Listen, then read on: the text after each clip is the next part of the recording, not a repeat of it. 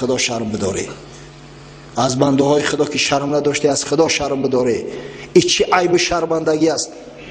اطلس گرفته است، ترسیک کرده است، او را ایزار گفته نمیشه و ترسیک در زانو شیوخی در بو بانقتی بستش است اینجا. بعد یک کرته اطلس دیگه کرده است رنگی توپیک در قد کوچکش میمون کده گشته. همین شکل صورت است. من حیران میشم دختر پدر داشته باشه، پدرش چی رنگ باشه، مادر داشته باشه، اون مادر او چی رنگ است که به این شکل به این صورت میگرده.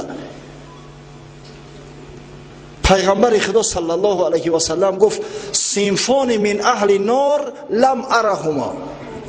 ده طایفه مردم هستند که از اهل دوزخند، من هم یارا ندیدم. میگه پیغمبر نه که به خبری که از خدا به من رسیده است میدانم که اینا دوزخی هستند.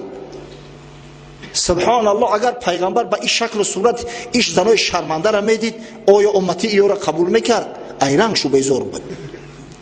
من ندیدم شو میگه نه که من به شما خبر میتم که همین ده طایفه مردم دوزخی هستند، دوزخی هستند، دوزخی. قوم معهم سیات کاذناب البقر یضربون به الناس. گروه اول قومی که در دستشو دوبینکه دارن یا شلاق دارن مثل دنبگاو که با اون مردم هم میزنن. و نساء کاسیات عاریات ممیلات مائلات رؤوسهن کاسنبة البخت المائله. طایفه دیوم زنهایی که اگر چند لباس بپوشن اما در معنا لچی برهنه، او لباسی او لباس نیست. زنهایی که از شریعت اسلام دور شدیان دیگران را با از شریعت دور میگردونن، هم خود دور شدیان هم سبب دور شدن دیگران میگردن. سراشو مثل کوهان شتر، موی سر در پشت سر جمع میکنن، اینقدر توپ میکنن مثل کوهان شتر، اسنیمه شتر واری. وقتی که موی سر در پشت سر جمع کرد دیگه او رمال میبنده آخی سر علیش میکنه به قواری. لا یدخلن الجنه، این دو طایفه داخل جنت نمیشوند. ولا یجدن ریحها و این ریحها لیوجد من مسیرت کذا و کذا و فی روایت من مسیرت 500 عام. این طایفه ها میگه این دو طایفه داخل جنت نمیشوند، حتی اینا از بوی جنت محروم هستند. بوی جنت از مسافه 500 ساله راه استشمام میشود، این دو طایفه مردم از بوی جنت محروم هستند.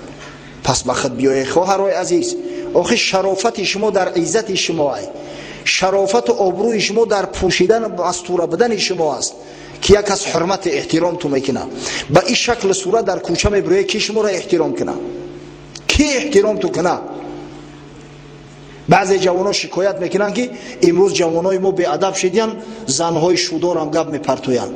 ای که جو میفهمه که این باشه به همین شکل صورت میگرده آخی در کوچه. از برای خدا هشتونه در سر تو بگیره ای مردم مسلمان. آخی ما میگیم ما عرف و عادت ملی داریم، ما تاجیکی مسلمان هستیم، الله اقل ما عرف و عادت ملی خطون رعایت کنه. این چه حالی زار است؟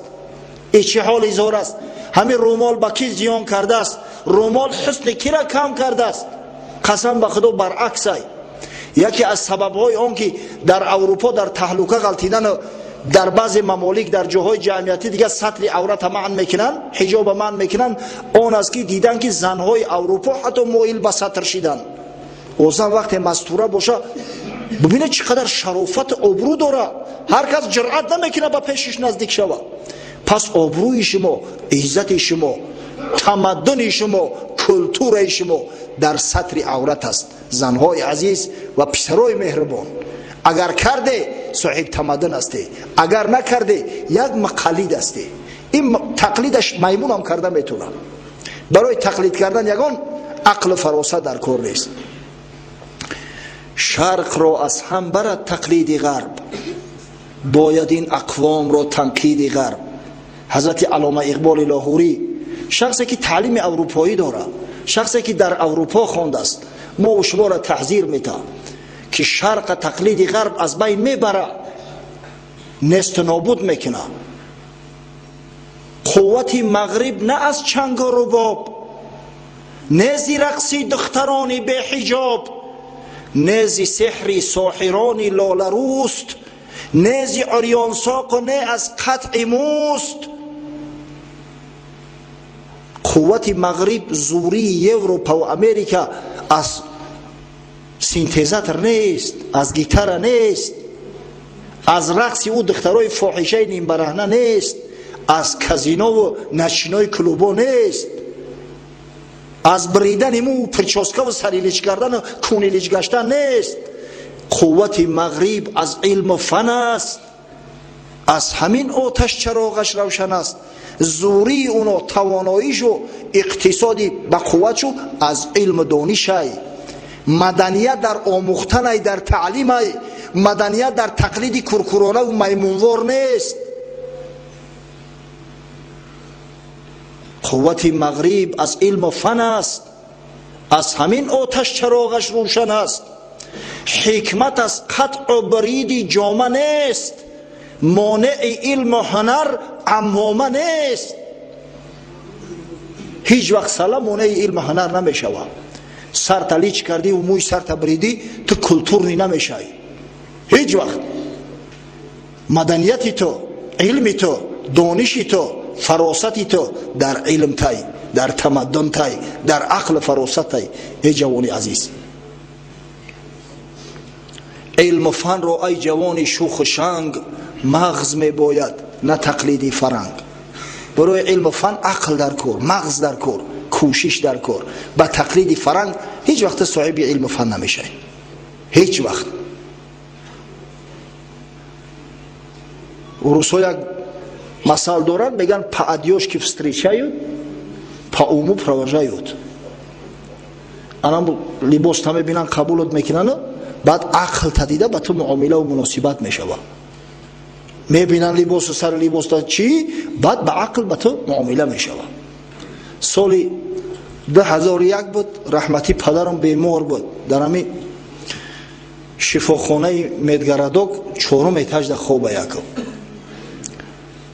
از دستش میگیرم ببرم پریویازش نی، پریویازکش میکنن میارم. زیاده از 2 ماه همراهش بدیم. جامعه دارم، ریش دارم. همونجا یک چند جوان اخران آنکه محافظت میکنن. یک شخصی بزرگ دیگه در اونجا خواب بود اما شب روزا. بعد این اخرانیکو ای بیکاری را کراسورد حل میکنن. گازیتا گرفتیانه کراسورد حل میکنن. با هم یک تاش نشستگی، ما هم در پهلو شیشتم منتظری پدرم موقعی که ای ریانیماسیا میبره خطیش بریم. یک کسی دیگه سوال کرد که فلانی، گفت این خیلی کلمه بوده است، 5 حرف داشته است، چی میشه؟ او گفت من یک جمله دونم. یک شیشتم که دیدم بسیار همونجا رست شدگی ای. با گفتمش یک همیتا نگاه میکرد با تعجب.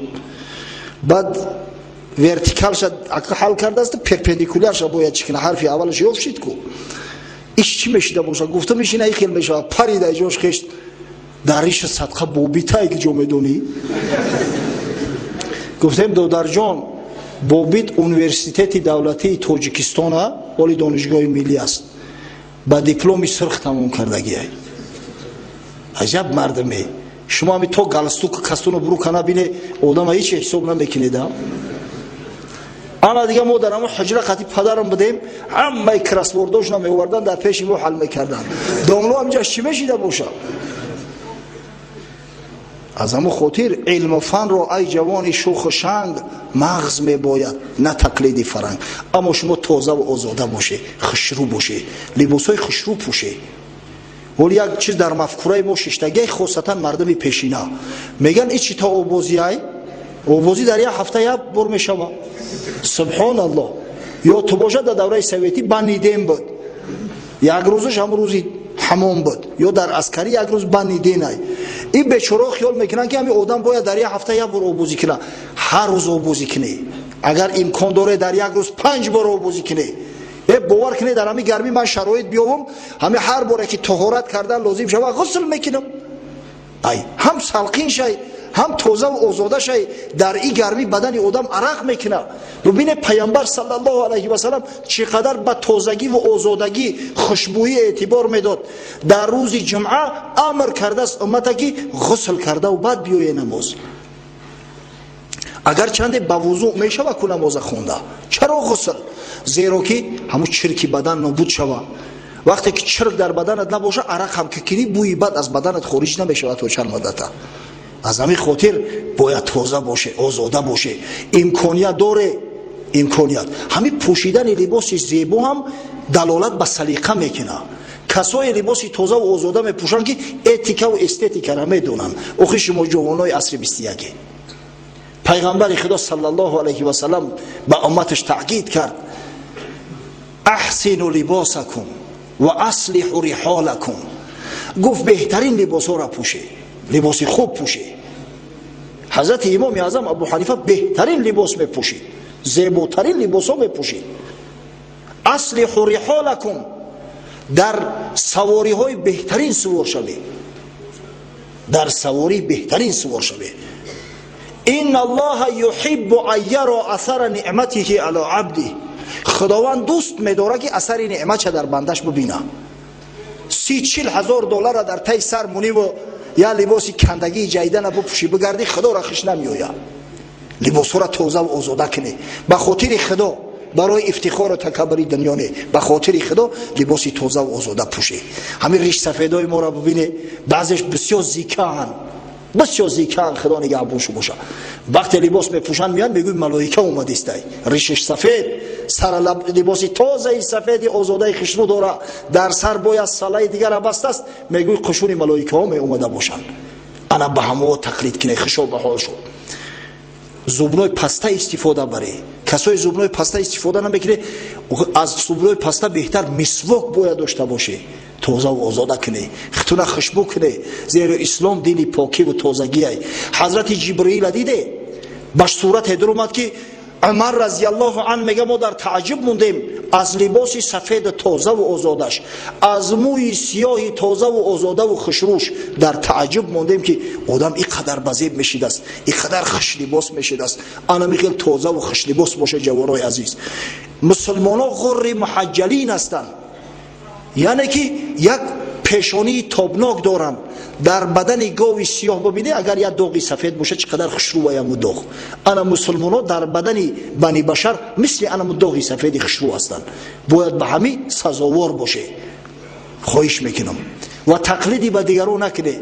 الحمدلله لباس تازه و آزاده و خوشرو امروز پرای هر نمودش که بخواهی. همین مایک های تنگ، نمیدونم همین شیمایی که حتی دو شاخگی را نمیپوشن، از برای خدا همین را نپوشی. همین با مردی شما زیان داره، میفهمه؟ با مردی تو زیان داره. متاسفانه وقتی ما با آخر رسید، انشاءالله هفته آینده از همین جایی که صحبت قطع کردیم ادامه خواهیم داد. در آخر در حق همه دعا میکنم که خداوند همون زینت زیبایی و سیکه و صورتی را که به حبیبش محمد صلی الله علیه و سلم و به اصحاب بزرگواری او عطا کرده بود به ما و شما نیز عطا کند. خداوند سلیقه نیکو برامون بده تا به خاطر خدا، به خاطر خوشنودی خدا، از بس که خداوند دوست می‌دارد اثر نعمت در بندش ببینه، لباسای خوب و زیبا و آزاده پوشیم، شکل صورت زیبا داشته باشیم، خاصتا زنهامو شکل صورتی مستوره داشته باشند تا اینکه خدا و پیامبر خدا را خوش بیاید. و خدایا خداوند امید به رحمت تو داریم، مسلمان واقعی مان گردان، نه مسلمان جغرافیایی. پروردگار را مساعدت که هر وقت یک فرمانی تر میشنویم، امر از اوامری تر میشنویم، تاکید را از تاکیدات حبیب محمد صلی الله علیه و سلم میشنویم، خود را در آن مستقیم کنیم، موافق آن عمل کنیم تا توسط این عمل و توسط این استقامت بر رحمت تو سزاوار گردیم، به جنت تو سزاوار گردیم، از غضب تو و از آتش جهنم تو نجات یابیم. ربنا افتح بیننا و بین قومنا بالحق و انت خیر الفاتحین برحمتك یا ارحم الراحمین.